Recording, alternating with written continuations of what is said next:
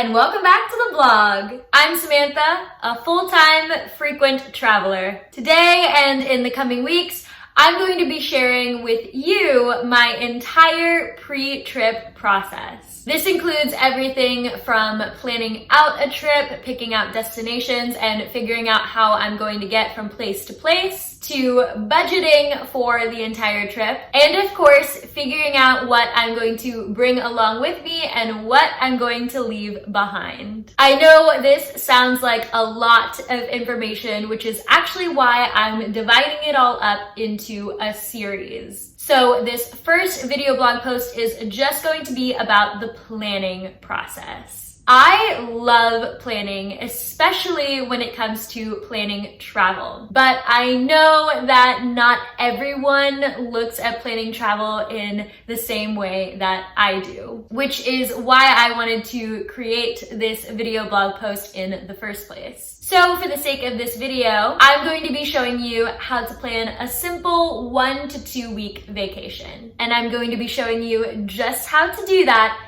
by planning a trip here with you. And who knows, maybe I'll actually end up taking this trip for myself. But first things first, we have to pick a destination. Let's use my handy dandy travel map here to help us figure out where to go. Personally, I'm thinking somewhere out west, somewhere we can do some outdoor adventures while also experiencing a city. I'm thinking Utah. Now I've pulled up a map on my computer and obviously it looks like there's a ton of places in Utah that we can go.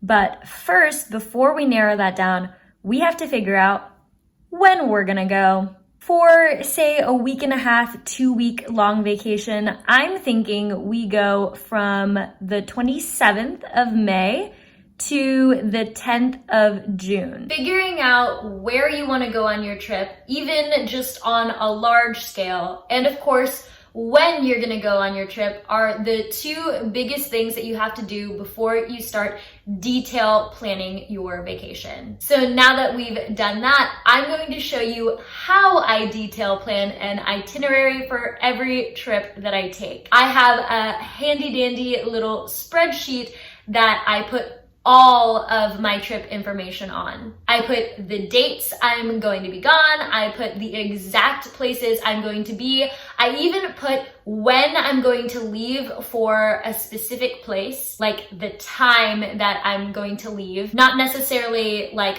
from a city to a city, but even just separate activities in one place. How long I'm going to be gone for. Any kind of expenses that activity or just place is going to take out of my budget, which we're not really going to get to in this video. That'll be in the budget video, but I wanted to mention it because it's going to be on the spreadsheet. And then of course, any other notes that I want to put on the itinerary. So it's very detailed. So this is a visual of everything I just mentioned. This is what my itinerary spreadsheet looks like before there's actually any data in it. I like adding data just left to right in the spreadsheet. So starting with dates.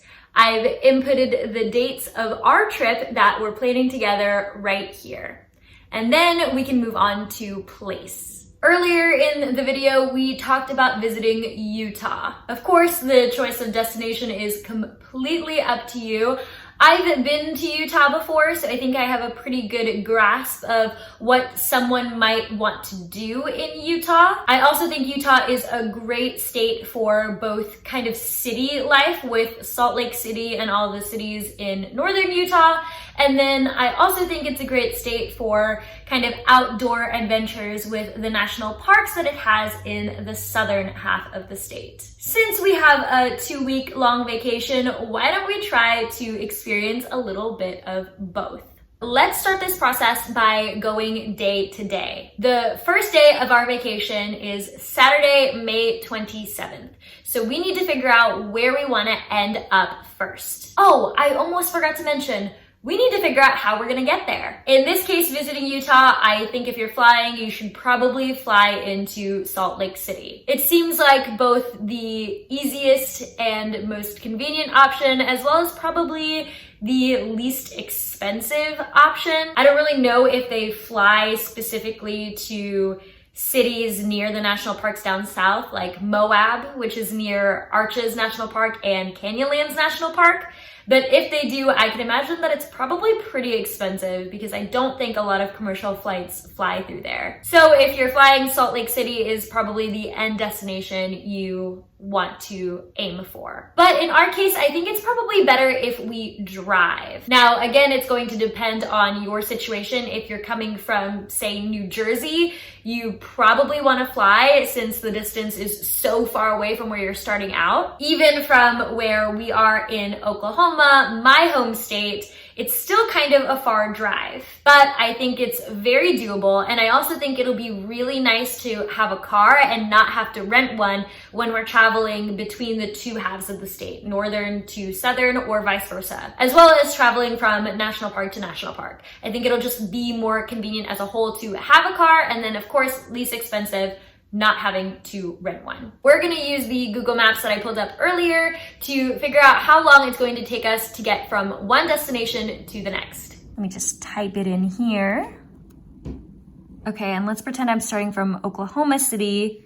It is 18 hours. Oh my gosh, that is a long drive. Okay, so obviously 18 hours is a pretty long and difficult drive to make in one day, even with the time change. That's another thing that you have to keep in mind when you're calculating hours, specifically when you're driving, is time changes. But even with that, 18 hours is still a long day. And sometimes this happens. Sometimes you kind of have to rearrange your plan. So we may just have to give up a day in order to be able to make it to our final destination without being so burnt out. I noticed with our route that it actually passes through Denver, Colorado. And I know that Denver is only 9 or 10 hours away from where we are now in Oklahoma, which means that it's very doable in a day and it would be a great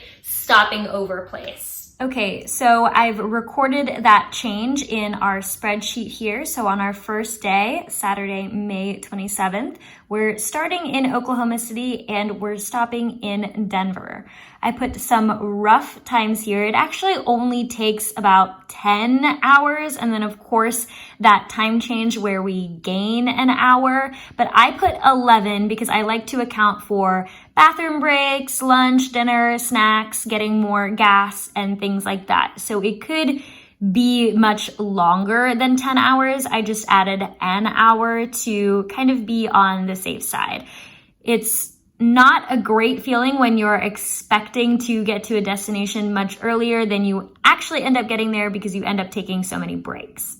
So I put that there as kind of a placeholder and then just a couple of random times. If we left at 8 a.m. Central Time, we would get there at 6 p.m. Mountain Time. Of course, the earlier you leave, the better, so you don't end up driving super late at night.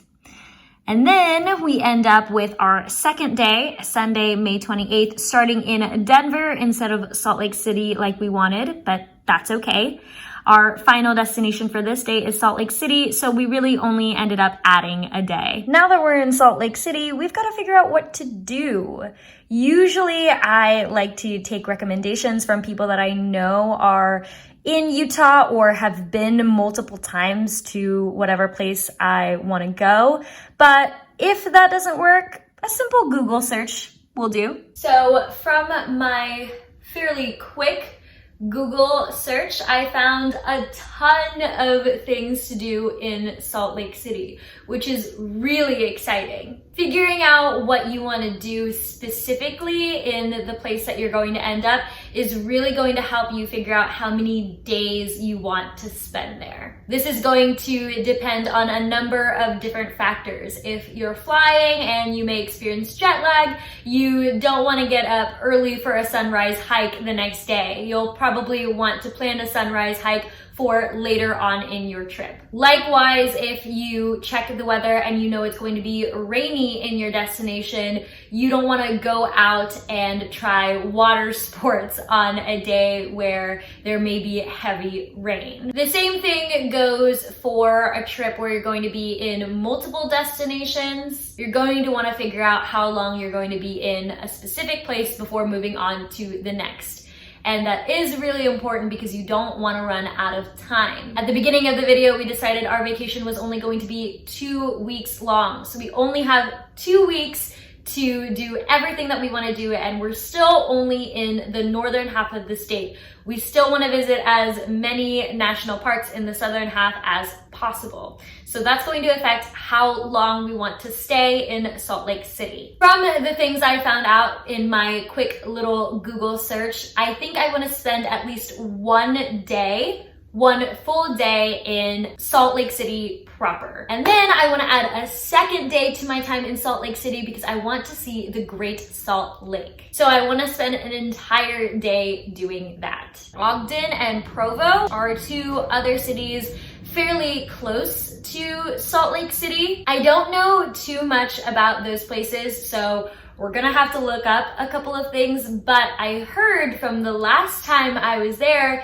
that they're worth visiting. So I think I'm gonna try and squeeze in an excursion to both of those places. But let's look real quick and see how far away they are from Salt Lake City. Because if they're only like a 30-minute to an hour drive, it doesn't really make sense moving our base hub from Salt Lake City to each of those cities, the other ones, Ogden and Provo, when we want to visit them. Instead, we could just continue staying at whatever hotel or Airbnb we're already staying in Salt Lake City and just take like day trips out to Ogden or day trips out to Provo. Okay, so I looked it up here on Google Maps and it's only 35 minutes from Salt Lake City to Ogden. And if you can see here, there's Salt Lake City and there's Ogden. And then Provo is kind of in the opposite direction. Let's see how far away Provo is. I'm gonna type it up here. Oh, there it is. 43 minutes from Salt Lake City. So now that we've looked up all of the times from our hub, Salt Lake City to Ogden and Provo respectively, we can decide if we want to do both of those cities in one day or split them up into two. Now, I did, again, very preliminary research on things to do in each of those two cities, and there is a lot, but I think it's still very possible to do just one day with both of those cities. Oh, you guys, our spreadsheet is filling itself out beautifully. Okay, so we've still got our first couple of days, our drive from Oklahoma City to Denver, Denver to Salt Lake City, and then being in Salt Lake City for a full day. The next day, we're at Tuesday, May 30th. We know we're gonna be in Antelope Island State Park. And then we have Wednesday, May 30th, the big day that we talked about. We're going to Provo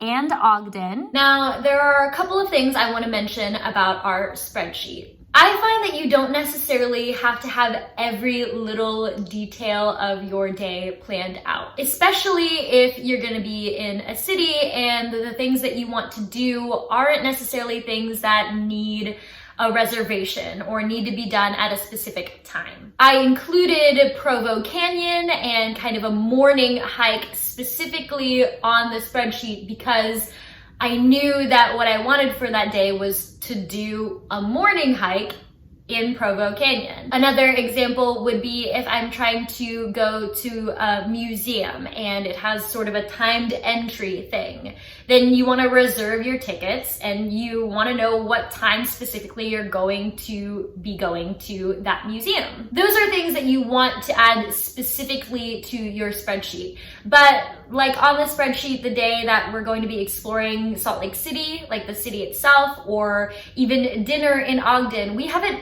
picked a place that we want to eat dinner, and that's okay.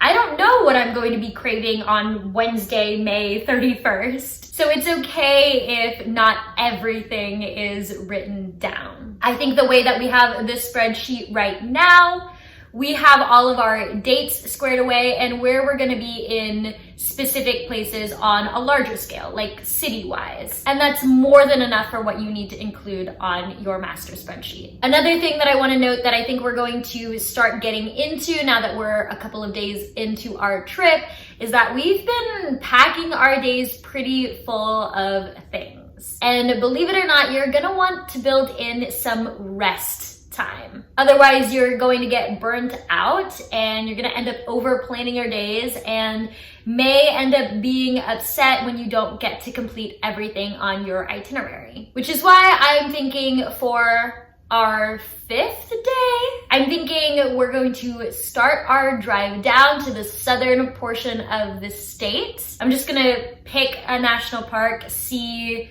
where we're at geographically and which national park is the best to go to first. And then I think I may just figure out a place to stay or a short hike in the area, something that isn't too strenuous. Back to our handy dandy Google Maps overview.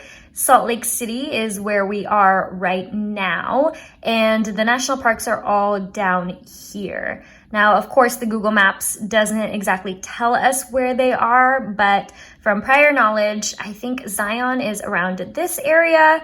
Then we have Bryce Canyon, Capitol Reef, and then Arches and Canyonlands are over here by Moab. I think maybe where we are right now in Salt Lake City, we may consider going west to east. So if we start in Zion, we can move our way from Zion to Bryce Canyon, then Capitol Reef, then Arches and Canyonlands in Moab, and then from there, we're much closer to Oklahoma, which is where we want to return after the end of our vacation. National parks are sometimes hard to navigate, especially when you're looking at times and things, how to get there on Google Maps.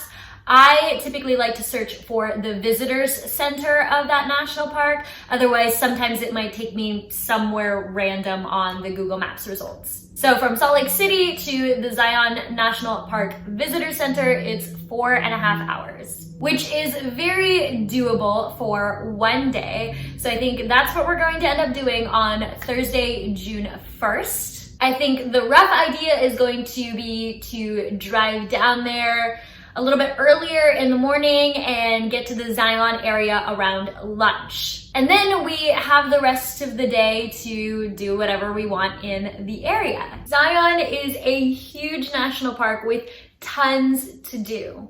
It's also located near a small town called Springdale. Zion has a lot to offer, so I think in this preliminary planning process, I'm going to set aside 2 full days to explore the park. We may end up trying to do Angel's Landing. We may end up trying to do the Narrows. We may also just end up doing some scenic hikes, shorter, more casual activities in the park. For a more extensive list on things to do in the national park and all national parks, you can always visit the National Park Service website, nps.gov, and it has information on all of our national parks. I think it's a great tool whenever I'm planning a trip to a park. It provides me with a lot of information on where visitor centers are, what kind of hikes there are to do, and if there are hikes where you have to reserve a specific time. I think Angel's Landing is a hike like that. I think it may actually even be a lottery where you have to bid to be able to hike it. And all of that information is on the NPS website, so make sure to check it out if you're planning on visiting a national park. And this is what our spreadsheet looks like with all of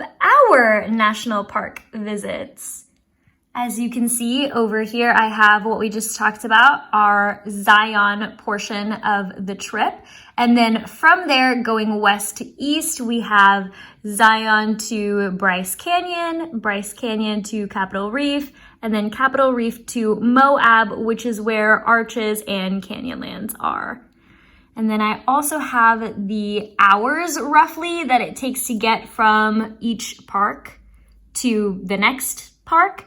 And then over here, I have a couple of rough activities that we could do in each park, which I found on that NPS website. There is still a lot more research to be had for this portion of the trip.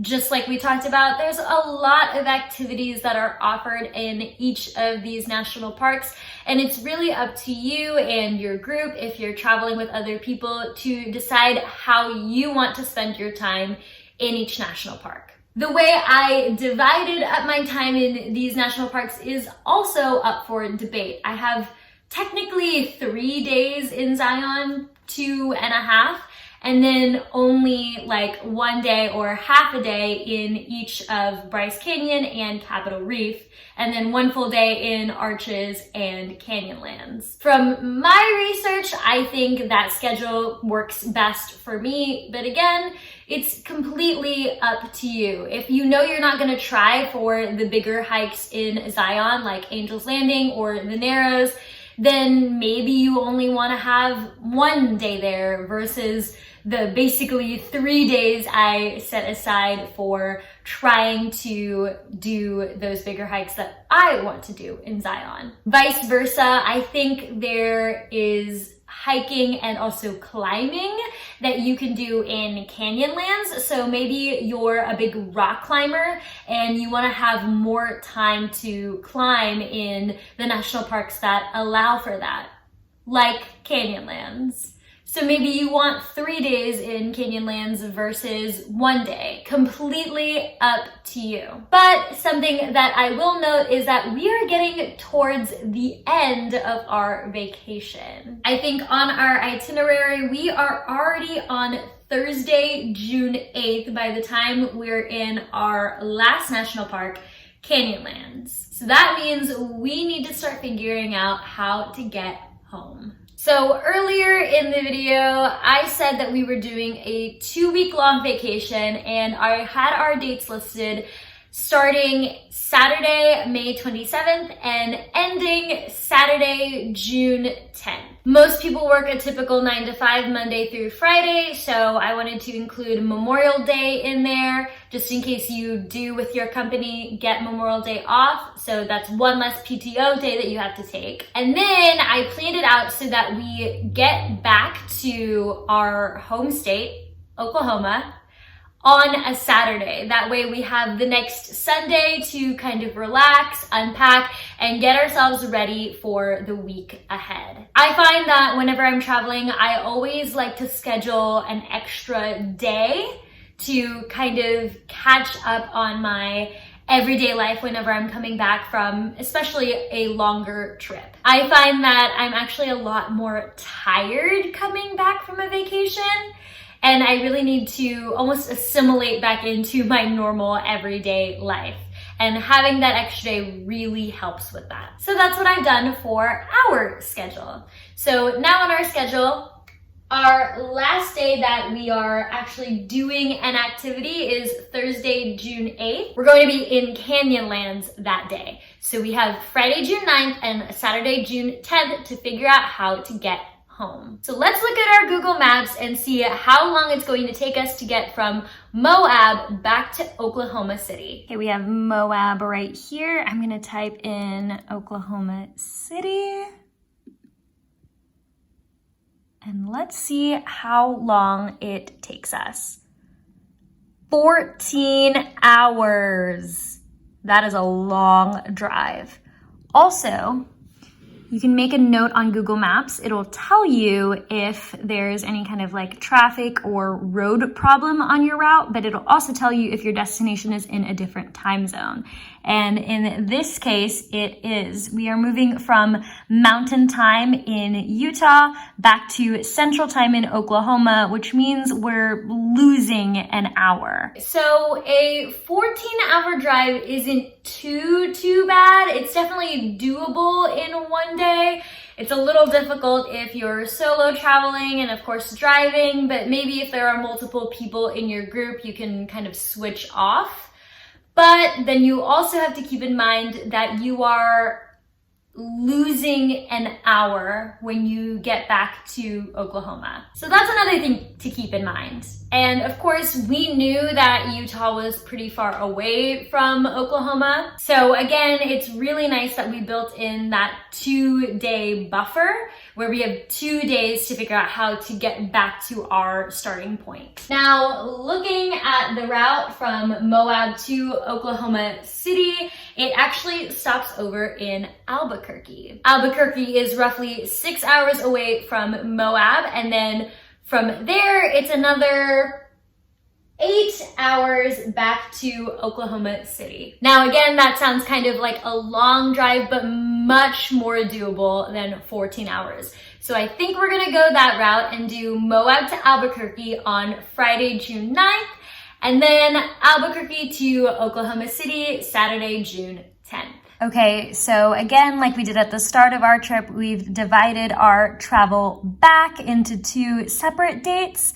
We're leaving from Moab to Albuquerque, and it's gonna take us approximately 7 hours. I know I said 6, I think, earlier, but I've built in those lunch / maybe dinner breaks. I guess we're getting back at 3 p.m., so not really dinner, but lunch or snack breaks and bathroom breaks in there. And then same thing goes for Albuquerque to Oklahoma City. We're saying 9 hours to build in some extra time. And so we're actually getting to our destinations both times, getting to Albuquerque at 3 p.m. and getting to Oklahoma City at 5 p.m. That's really good because it's not too late and it's a Saturday, which means you kind of have the Saturday evening to relax and then maybe Sunday to get all of your laundry cleaned up and get yourself prepared for the week ahead. And that is our 2-week summer trip to Utah.